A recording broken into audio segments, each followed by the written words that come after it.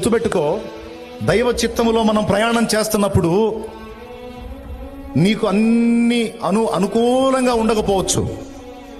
ఎప్పటికప్పుడు విశ్వాసం మీద ఆధారపడతా నువ్వు నడుస్తూ ఉండొచ్చు. కానీ గుర్తుపెట్టుకో, అంతిమ విజయం నీదే.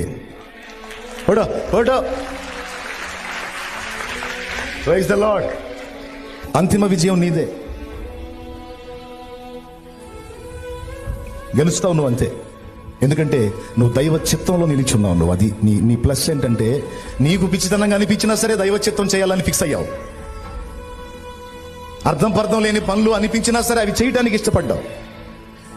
ప్రార్థన సేవ చేయి అని దేవుడు నీకు అవకాశం ఇస్తే నువ్వు రోజు ప్రార్థన సేవ చేస్తూ ఉంటావు. నీకే అర్థం కాదు, ఏందో ఇది ఒక సేవ నేను చేస్తున్నాను, రోజు మొత్తుకుంటున్నాను, అసలు ఆయన దగ్గరకు పోతున్నాయో లేదో, ఏం జరుగుతుందో ఏమో. నీకు తెలుసా దేవుని దగ్గరికి చేరిందో లేదో, నా సేవకి ప్రతిఫలం ఉందో లేదో, జవాబు ఉందో లేదో అని నువ్వు అనుకుంటున్నావు కదా. నువ్వు ప్రతిరోజు చేసే విజ్ఞాపనలన్నీ ఆయన దగ్గరికి చేరుతున్నాయి. దేవుడు చెప్పాడు, నువ్వు చేస్తున్నావు. నీతో మాట్లాడాడు, నువ్వు చేస్తున్నావు. ఖచ్చితంగా 100% దానికి రిజల్ట్ ఉంది. నీకు తెలీదు, నువ్వు ఎక్కడో 4 గోళ్ల మధ్య మోకాళ్ళు నువ్వు చేస్తున్న ప్రార్థన మొర్ర దేవుని చిత్తమని నువ్వు ఎరిగి చేస్తున్నావు కదా.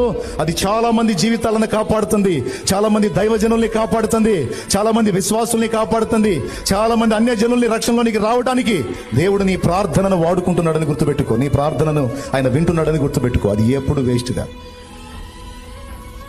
కొంతమందికి ఈ దేవుని కార్యక్రమాలు చేసేటప్పుడు ఇలాంటి నిరాశ నిస్పృహలు వస్తాయి.